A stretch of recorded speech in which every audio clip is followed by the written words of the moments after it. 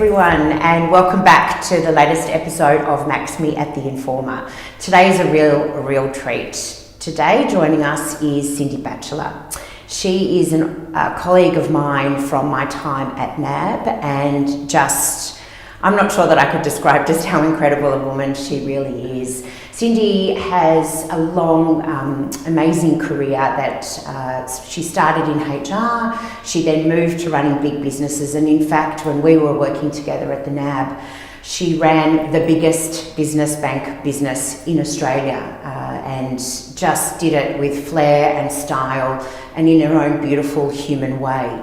Now, the other thing that Cindy has is two Gen Z sons who are about to finish their degrees and are right in the thick of the job search process in their lives. One of the most important times of their lives, actually. So today, Cindy is joining us to share her story and her thoughts around the job hunt, but also from an employer's point of view. Human skills, are they important? Why are they important? Cindy, welcome. Thanks, Ren. It's great to be here. I'm sorry, I know I get gushy, so I probably a little bit embarrassed, honest, get the redness away. I'm sorry, but no, I meant every word, and I guess I will go over to you if there's anything else you wanted to share with us, just around your career history and why you feel passionate enough to join me today. Yeah, I think when I think back on my career and what I was able to do, spending the first half of it in HR and in graduate recruitment, and then being able to take that, what I say are those real human skills, into frontline leadership. So bringing those two things together, I always say that my energy and my passion comes when the people and the customer come together, and that's all about how they connect. So yeah, delighted to be here. Thank you. And I know you and I have had so many conversations over the year around what you just described, the power of when a human turns up the best version of themselves, and how the business results take care of themselves after that. Yeah, that's right. Cynthia, one of the things I wanted to explore with you today is some market research that we did last year, and we spoke to 60 executives, and we spoke to them around the importance of human skills in the work context. 96% of them, it's a funny number, but anyway, 96% of them said that human skills are critical to a long and successful career. But they said that graduates are not turning up with those skills. There's a big gap, and there's a lot of work to do when the graduates are coming out of tertiary and into workforces. Tell me a bit about whether that's your observation. Yeah, absolutely. And I think that's absolutely accurate. And the universities historically, and even up until today, they've really focused on those technical skills. So you have subjects within your degree and you pass those subjects. And then at the end of it, you're qualified. But what we haven't actually started to address is this other aspect. How do you enter the workforce and bring your whole self to work? And what are those kind of connecting skills? People, I know, even with my boys, asking them, so what are your strengths? Like, that's a really hard question for them, because one, they're not used to talking about themselves, and two, not in that context. So it's really helping them understand the context of being able to use some of the skills they might have, but also developing those that are really going to make them successful in the workforce. And I know as an employer, we can teach these kids, I call them kids, we can teach them the technical skills, because their university degree is actually not going to do it necessarily. But the most important thing is for us to actually be able to develop these human skills, because technology will be an enabler. There's lots of things that will support them, but at the end of the day, it's that human being that shows up and connects with people in the workforce or with customers. So on that note, Cynthia, I know you led a very, very large workforce of bankers when you were running the NAB business. And obviously bankers need certain relationship management skills. I wouldn't mind if you could share with us some of your reflections on some of the younger bankers versus some of the more experienced ones. What did you see as the difference? Yeah, and I think again, the young bankers would come in, highly enthusiastic, having, just graduated and perhaps with a view that they were ready, that, I'm ready for the workforce and here we go. And really being, perhaps not having the mindset that I have more to learn before I can be effective.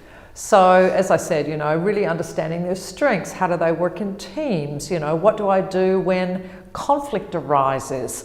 What do I do if I find myself in an uncomfortable position? And do I step into that? Am I able to make suggestions? Should I not? There's a whole lot of questions, and it creates a level of anxiety as well.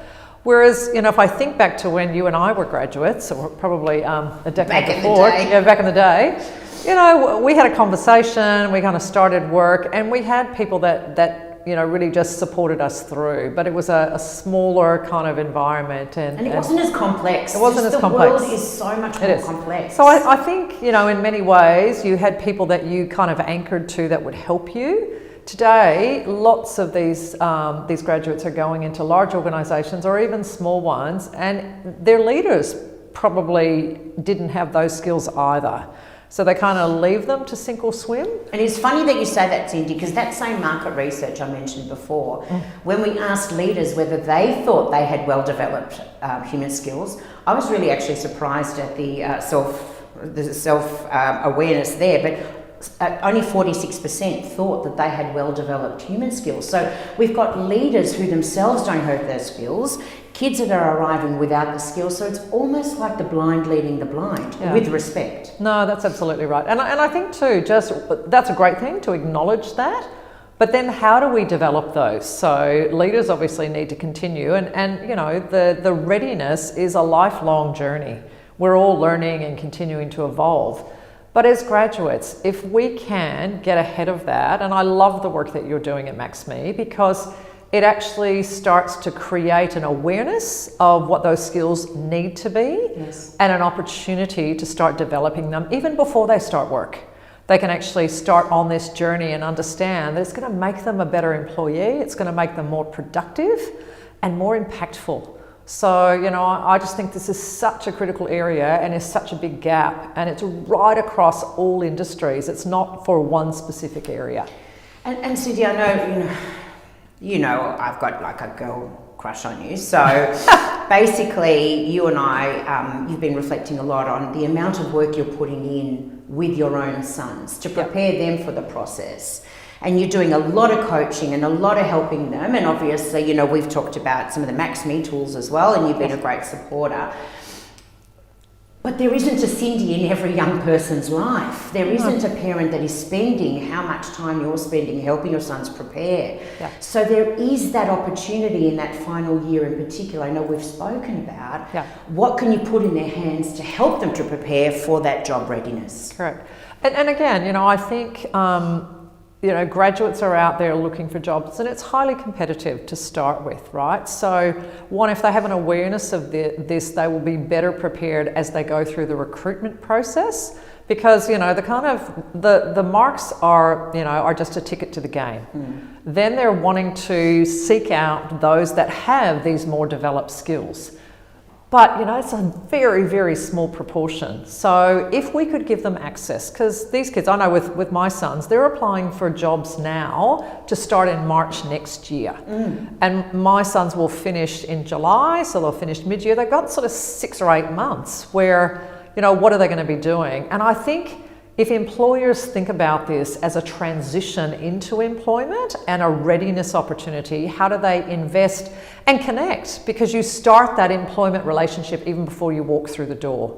So if, getting MaxMe and the tools that you've developed into the hands of those new employees even before they start, I think is a huge competitive advantage for organisations. Okay. I think, again, you've got this unique vantage point, being in the thick of it yourself at the moment. You've got that first-hand experience with your sons. And so I think, for us as people, I sort of reflect sometimes around how workplaces have changed over the last 30 years. That's about as long as I've been at work. And I was really lucky. I started at Accenture as a graduate and had incredible experiences since.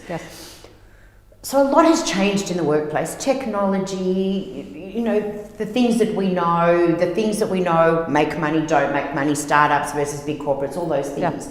One of the things that I don't think has changed as quickly, though, is the prevalence of these human skills within industry. And I'm really keen to get your thoughts on why. Why is it that so many things have made such progress, but engagement and sort of, self-awareness, the ability to communicate, the ability to connect, just hasn't made that same progress? Why? No. And I often reflect on that myself as well. And I think we've got to raise this up and create a level of awareness within organisations as well, because sometimes there's just an assumption that it will happen.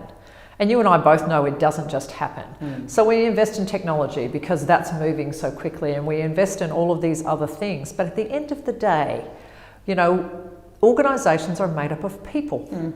People come to work, and we need to invest in them as individuals, in their skills to be able to relate and to connect, and to be able to, again, resolve issues, because we know it's a highly stressful environment. I mean, today, compared to when you and I actually started as graduates, these kids are in a much more volatile, stressful environment, and the expectation is high. So much higher. It's high. So much higher. So we also need to make sure that we are we're setting them up for success. And I just don't think, as you said before, leaders and people in organisations, they're admitting now they don't have these skills. So perhaps admitting that and saying, well, if I don't have them, how am I actually going to transition those skills to these new employees coming in? Or how do I do it? But, you've created something now that I think is a real enabler. It's just getting that awareness up and saying, what, if we invest here, we can make a real difference to the performance of our organisation. Because it's the biggest asset, right? People are any organisation's biggest and most expensive asset if they're not productive. Correct, that's right. And I think, again, you put a lot of effort into the selection process to go through and try and recruit the right people, but it doesn't stop there. So you might have, the right qualities, but you need to make sure you're continuing to invest in them. So it's not, kind of set and forget. Yeah. It's got to be a continuous sort of process. And as you say, I think it's a leader's responsibility to do that, but they're busy. So how do we enable that and make it easier for them? And also the other thing that I feel really strongly about too is, again, this lifelong learning. That as individuals, we've got to invest in our own skills as well. So, it's not just the employer's responsibility, but it's the individual's responsibility. So how can I actually make sure that I'm setting myself up for success?